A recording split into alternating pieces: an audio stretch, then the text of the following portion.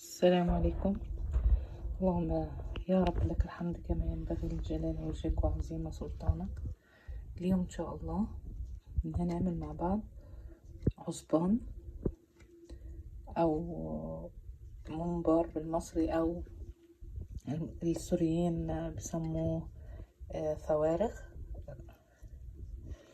هذا هو، احنا بنشتريه هيك منضف ومتفرزن بالملح، مجفف نظيف جدا، ولكن انا بزيد بنقعه في مية ودقيق وليمون وبشطفه كويس. اي بومبار مصارين حسب ما بتحكوا عنه. انا هعمله اليوم بالخلطة الليبية. هي عبارة عن ربطتين كزبرة وواحدة بقدونس. اكتر حاجة فيه لازم تكون الخضرة. كاسة رز، معلقة صلصة كبيرة، بصل ابيض، بصل اخضر، طماطم،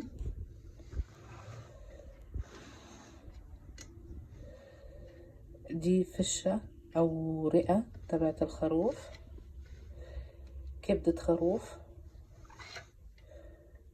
القلب تبع الخروف،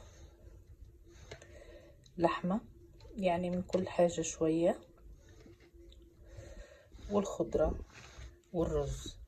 بالنسبة للبهارات، ملح معلقة كبيرة، يعني حسب ذوقكم في الملح.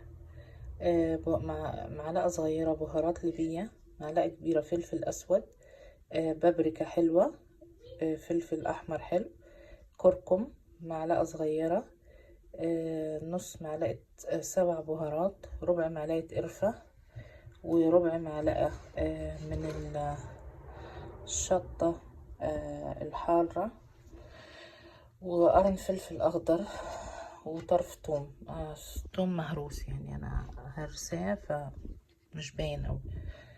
هي دي الخلطة تبعت العزبان أو الممبار. هلا بدي أغسل الممبار وأحشيه، وهفرجيكم كيف بدي أسويه إن شاء الله. هلا نسيت احكي لكم ان انا حطيت ما يقارب كاسة الا ربع او كوباية الا ربع من الزيت النباتي، وكمان حطيت معلقة نعناع يابس.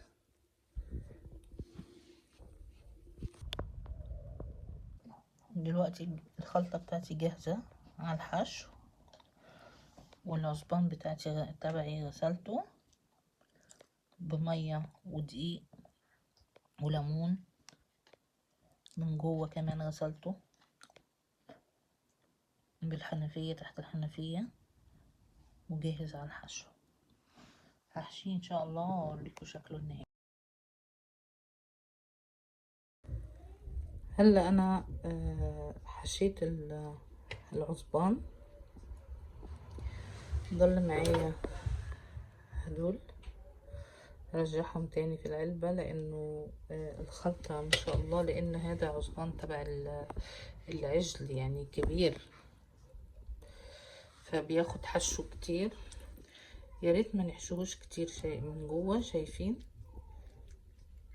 كده، ونحاول نغرزه قبل ما ندخله عشان نسويه عشان ما يفرقعش. انا هسويه بطريقة جديدة، مش هسلقه ولا هحطه في الفرن يعني فيني اسويه كده بالصينية، احط له كوباية مية وعليها صلصة يعني وملح وكده وفلفل، وادخله الفرن يستوي من فوق وتحت. بس انا هسويه بالكيس الحراري، الاكياس الحرارية هدخله جوه الكيس الحراري، بس طبعا انا هدخلهم على كيسين عشان كمية في الكيس الحراري، وهحطه في الفرن من غير ما اقعد اسلق وابهدل الدنيا.